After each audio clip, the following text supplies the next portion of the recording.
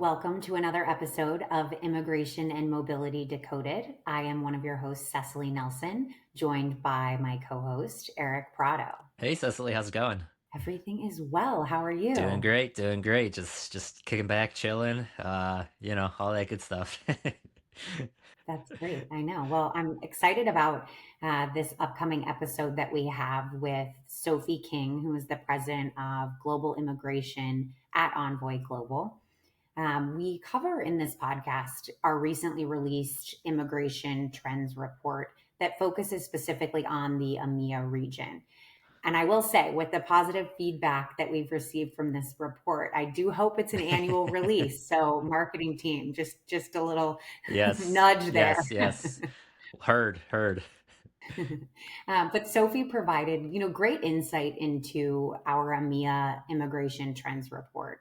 We discussed key takeaways from the report, surprising results, and one theme that Sophie brought up was optimism as kind of an overarching theme that she saw from some of these responses from the different HR and immigration and mobility professionals that responded to our report, which I always think is Hmm. refreshing. I think we all could use a little bit more Yes. optimism in our day to day. So that was a great theme that came through.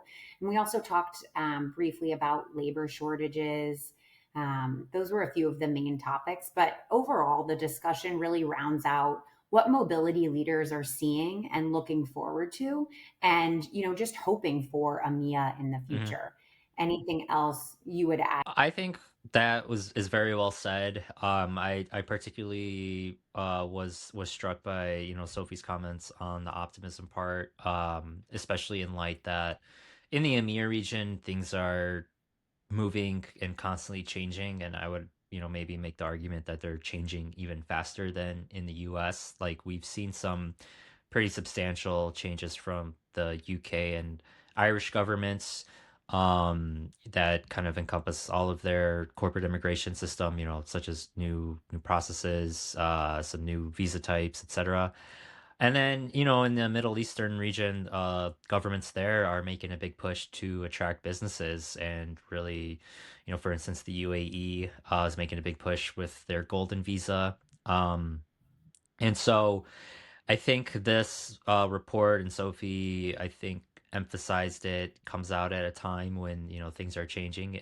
But there is a lot of optimism that, for HR and mobility professionals in the EMEA region, uh, they're on the cusp of, their businesses can take advantage of some of these pathways to find the talent that they need in order to further, their business's objectives, and things of that sort. Absolutely. Very well said, Eric. And I think anyone that hasn't downloaded the EMEA Immigration Trends Report, we will have that link in the show Yes. notes for you to download. Because I think if you haven't, it's a really great tool.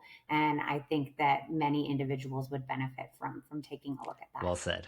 And now here is our episode with Sophie King, President of Global Immigration at Envoy Global. And welcome to the newest episode of Immigration and Mobility Decoded. I'm your host, Eric Prado, joined as always by Cecily Nelson.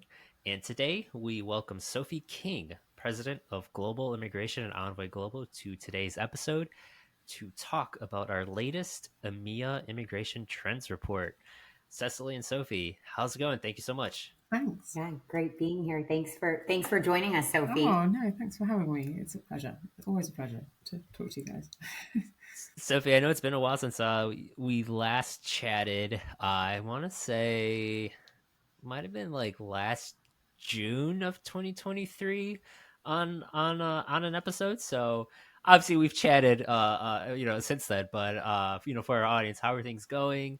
How's the summer, where you're at, and all that good I stuff? can't believe it's been a year, actually. It doesn't feel like a year, right? But I time know. goes fast. So, yeah, I'm good. Thank you. Summer has been good. Summer has been, classic British summer here. So we haven't had much actual sunshine. But it's been nice. My children are getting back to school. Not all of them yet. One of them went today, the other two later this week. So some calm will be restored to the King household shortly. Yeah. Nice, nice. As we enter the fall, do you is there like a sense in the air of like people are ready to get back? get back to business, get back, put in the work before the I holidays? think so. Or is that I just always me? think so. Yeah. I mean, in Europe, we like to actually have a summer holiday, unlike maybe some of our friends across the pond. So we do. Like in August, we're not. I mean, we're busy. It's a busy time of year for immigration people, but we do take our summer holidays, and there is definitely a kind of back to school vibe in September where we're all knuckling down and concentrating on things, and we come back refreshed, and we want to get cracking on new projects before Christmas. So yeah, Yeah. yeah. Yeah.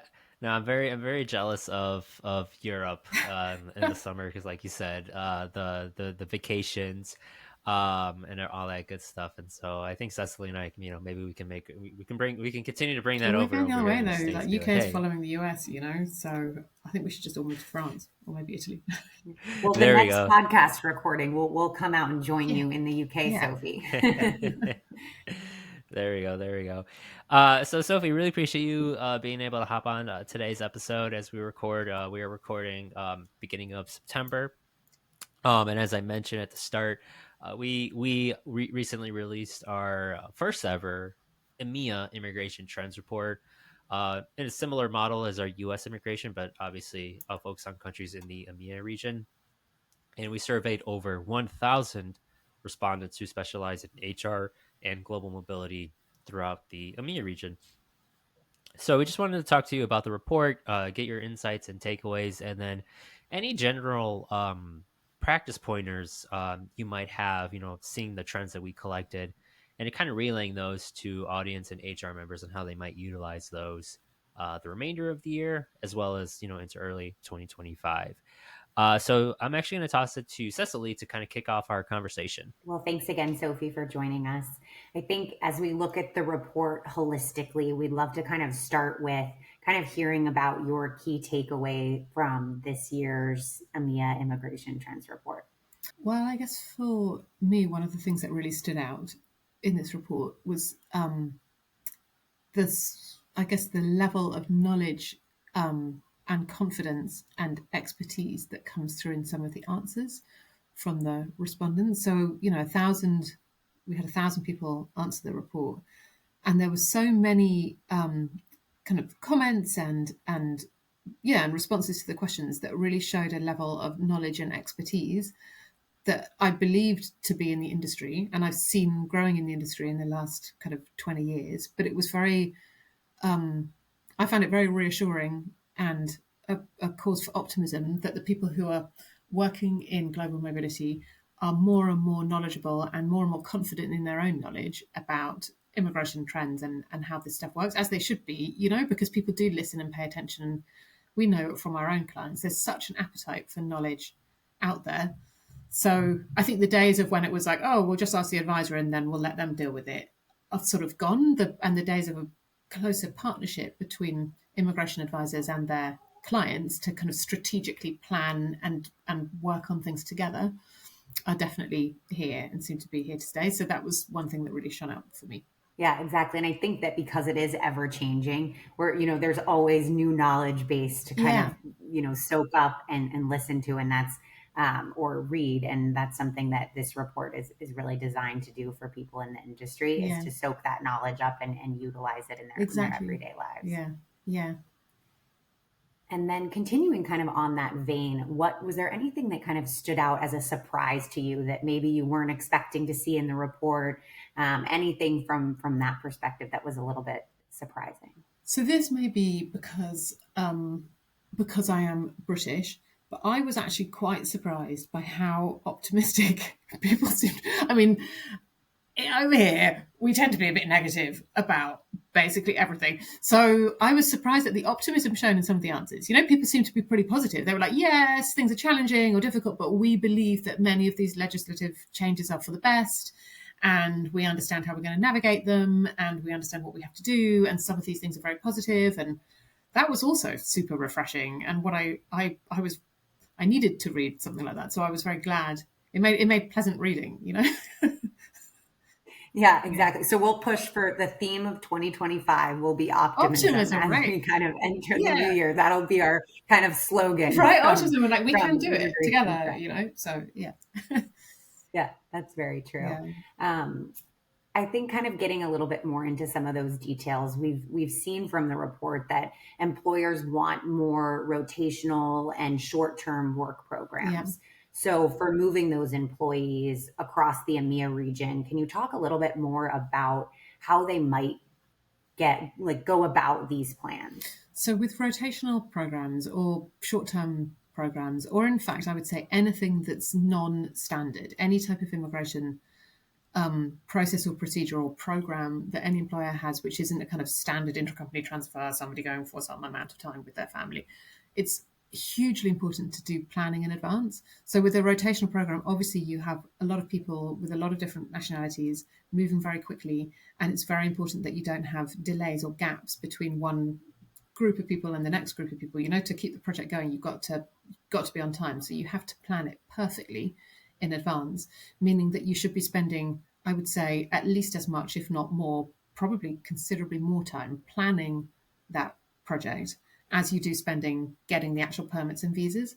So yeah, the advance kind of strategizing and thinking about it and writing it all down and making sure that you know exactly. You can't plan for everything in immigration, right? You can't always predict how long a permit or a visa is going to take, and you can't predict somebody losing their passport or not being able to find their degree certificate, but you can factor in sort of buffer time for that sort of eventuality, and you can kind of preemptively research and understand what options and routes are available to you, so that you can then hit the ground running and not be trying to discover at the same time as actually do.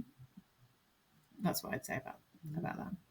I think that's very helpful as people kind of take a look at those rotational and short-term work Yeah, programs. It seems that's something that's coming up more and more. So that's a great kind of viewpoint of what organizations can look at as they evolve those programs. yeah.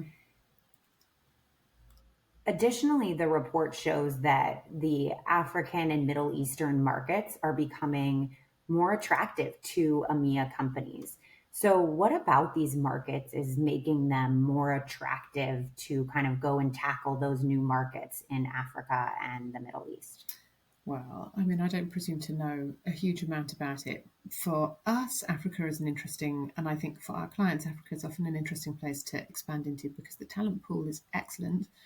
And obviously, there's always been natural resources in Africa. So it's been long the case that mining companies and oil and gas and companies like that have wanted or needed to be in Africa.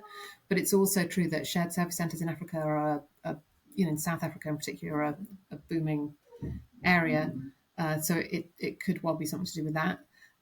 Middle East as well. Obviously, the UAE is this kind of incredible. We obviously have an office in Dubai, and I've visited there, and my colleagues there have said to me, see this road with these like 12 lanes. This was nothing when we first moved here. So the speed at which it's grown has just been incredible, and now Saudi is hot on the heels of the UAE. So obviously, there's a Saudi initiative to only award government contracts to companies that have their regional headquarters in Saudi Arabia. So, because of that, it's sort of basically compelling many companies to make a move into Saudi where they hadn't done that before. And that's connected to what's happening in the oil industry, and all of the Saudis obviously branching out into other industries, wanting to replicate some of the success that the UAE has had. So that's I think what's happening there. And certainly we have a huge amount of work into Saudi and the UAE as a result of that. Yeah. We look forward to kind of hearing the continuing developments of where organizations are kind of wanting Yeah. to really put boots on the ground. I think that's something that's fascinating as the industry continues to Yeah. evolve, and seeing kind of what companies are looking at in these various Yeah. countries. Yeah. Definitely. And then, kind of lastly, we've seen labor shortages. They've kind of proven to be a major topic of conversation in the US. And that's kind of being woven into the EMEA regions as well. What are you hearing in the market surrounding labor shortages? So this has been a topic of conversation here in Europe for a long time. Obviously, we have an aging population. So therefore, we have labour shortages. We have a lot of older people who need to be taken care of and looked after, and we don't have necessarily younger people who are capable or willing or able to do some of that work. There is skills shortages have long been an issue for employers over here, and historically, employers and companies have looked to immigration to fill those gaps. That sometimes feeds into a narrative about immigration, which isn't necessarily helpful in a political context, but it's just the reality that to fill skills shortages, sometimes you need to look at a wider talent pool, and that talent pool includes people from other countries who can then provide training and support and economic, I would say, acceleration to a company. So it's certainly a thing that has been an issue for employers here for, I would say, decades.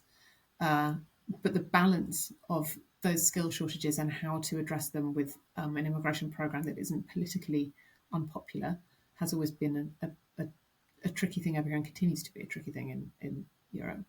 Yeah. That makes sense. And we appreciate kind of that overview of the EMEA trends report Yeah. that you gave us and kind of tackling some of those key points. And now I'll have Eric kind of dive into a little bit more of a focus on the UK talent mobility. Yes, yes. Thank you. But actually, really quick, Mm. Sophie, just want to maybe, excuse me, expand upon what you're just talking about. I guess when we see things in the news that you know that we see in the news, how do you talk with HRs and just just tell them if they're scared or unsure what to do, but they know what they're seeing in the news. How do you guide them through those moments and like things of that sort? Because we kind of see that here in the U.S. as well. Well, it's such a weird contradiction.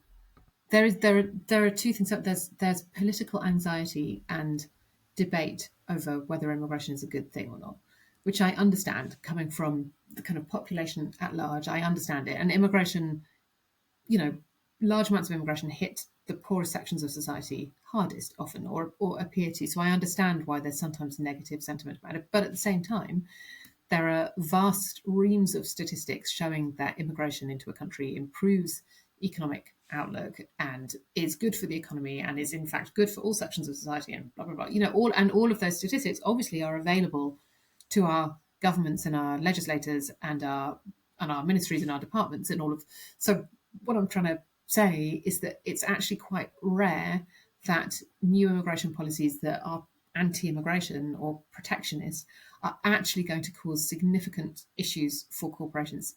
They can make the process more burdensome. They can make it more expensive, for sure. I mean, we've seen it in the UK, the government fees are astronomical. They can make it more, well, really only those two things: administratively difficult or burdensome, or lengthy, I suppose, time consuming. But it's unlikely, in my view, that that just because the political discourse is problematic, it will mean that companies can't bring in the people, like absolutely can't bring in the people that they want to bring in. So we try and reassure our clients by explaining to them or letting them know that we're their partners and they don't have to understand all of the stuff. We can understand it, and then we can explain it to them. We do a huge amount of training for our clients when things change as well, because we want, well, as we said at the very beginning, we want our clients to understand as much as they are willing to kind of get on board with. We think that's the best type of partnership. So we're there to go through those details with anybody. Does it get sometimes challenging when things are constantly changing and evolving? I don't know. I mean, I personally really like things to change all the time because I get bored otherwise. So it does get challenging, obviously, because things, you have to keep on top of it. But we're used to it. We're used to it. I mean, where would we be if it was just the same thing every single day? That's true. That's true. That's true. Speaking of things that have recently changed, Sophie, excuse me, the Home Office recently transitioned from the shortage occupation list to the immigration salary list. In our report, 80% of respondents said that they believe this will help address the needs of some fields. Can you talk more about the immigration salary list and what fields may benefit? So first I should disclaim it by saying I'm not a UK qualified advisor. So any comments that I make, I apologise in advance to my UK colleagues in particular, in case I get something wrong here. But the important thing, I think, is how this question was worded. So we say 80% of respondents believe that the immigration salary list will benefit some fields. right? So what happened? Help address the needs of some Some, fields. Yep. right? So what happened was we Yep. had in the UK there was a shortage occupation list which had a bunch of occupations on it which were deemed to be in shortage. So therefore, if you were trying to hire somebody into one of those positions, it was marginally easier and less expensive and less complicated for you to do that. Benefit from a lower minimum salary level, government fees a little bit smaller, that type of thing. That shortage occupation list has been, as you said, replaced by the immigration salary list. The immigration salary list is massively shorter. They've cut a vast number of occupations from it. So, for example, there are no tech. My understanding is that there are no tech positions left. There used to be some on the shortage occupation list. There are now no longer tech. So for corporates, it's not a brilliant thing. The immigration salary list, basically what it does, it has the minimum salary level for an occupation on that is now about 30,000 compared to about 38 and some spare change, or the salary for the occupation, whichever is higher, basically. And the government fees are, marginally lower, but it's not a helpful thing for corporations, I wouldn't say. It's just that some fields are still on it. So really what I'm saying in a roundabout way is it's true. And that's probably why 80% of people said that some fields would benefit, because some fields do, but most don't. Yeah. Gotcha. Okay, no, that's super helpful to know. And this transition, this was from the prior government, right? But it's still taking Oh hold. yeah. Gotcha. Do you see any further changes potentially down the line with regards to the There will immigration be salary changes. list, or too hard to? There will be big changes. I will not comment on it because every time I predicted when we were all talking about Brexit, I confidently stood up at a conference in front of several hundred people and said, no, it will never happen. The British people will never vote for this. And then, so I no longer make any predictions. But you should talk to Antonio, our colleague Antonio, because I know that he's been really thinking about it and putting a lot of time and effort into preparing. So he's your man for that. Yeah. Sophie, another topic, or a big topic of conversation, particularly around talent mobility, is around compliance. And in our report, we asked about that, particularly with regards to respondents in the UK. And 48% of employers surveyed said that they were somewhat confident in their ability to manage sponsorship, license compliance duties, whereas 40% said they were very confident. Can you talk a little bit more about the importance of compliance and what steps employers may seek to take so that we see more very confident responses? This question was specific to the UK as well, wasn't it? Yeah. Yes. So, I mean, I'm going to answer in a sort of general way, which probably isn't specific to the UK. So, obviously, it's important to be compliant with immigration rules. In the UK, if you're not compliant, if you're not a compliant sponsor and you're not remaining in compliance with your sponsorship obligations, you can have your license removed, which means you won't be able to sponsor foreign nationals in future. So it's a really big deal. The UK is a bit like, I sometimes explain, nobody ever knows what I'm talking about though, because I think it's an old woman analogy. But some countries, it used to be that some countries you get on the bus and you have to buy a bus ticket in advance, or you buy it from the driver when you get on. And some tickets you buy a bus ticket from a kiosk or a shop somewhere else, and then you get on the bus and you stamp it in the little stamping machine. So one of them, you buy the ticket from the driver and the driver knows whether you've got a ticket or not. You can't get away without buying it. And the other one, you're trusted to have bought and stamped your ticket.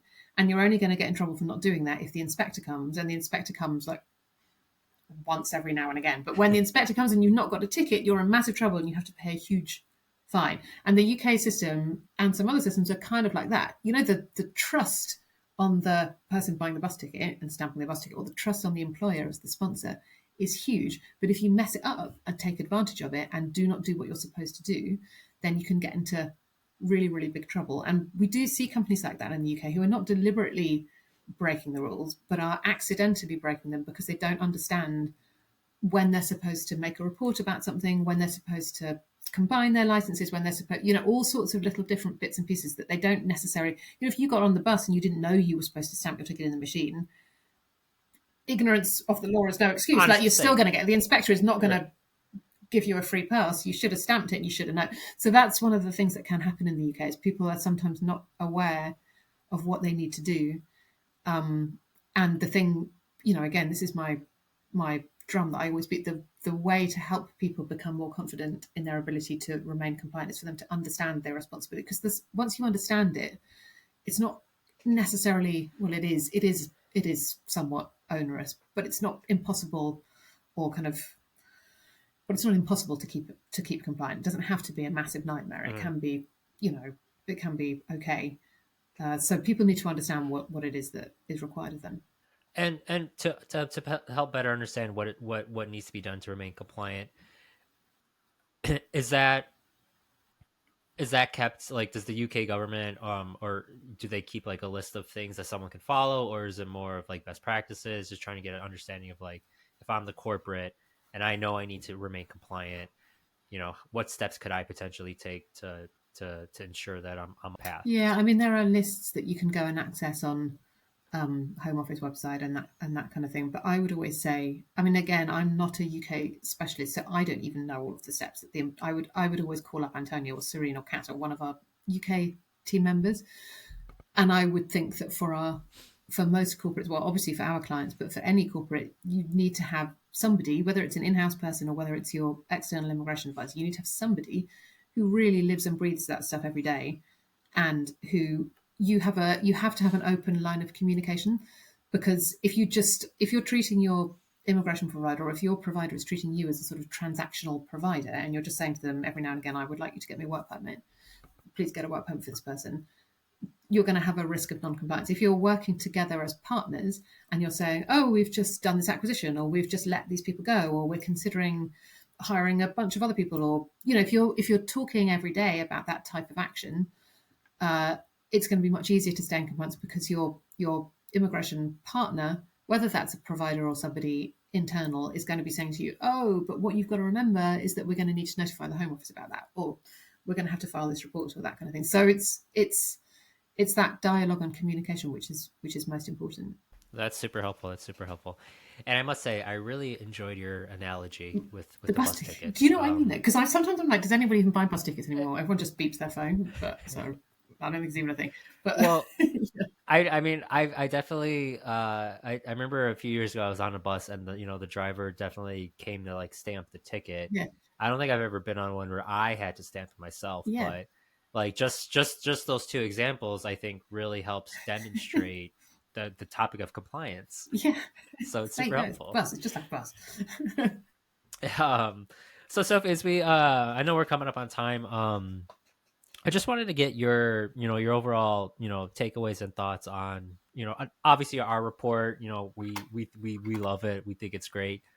But when it comes to assets like this, whether it's our report or others, how do you recommend corporates take full advantage of this wealth of information, and to ensure that they build the best mobility programs that they are able to?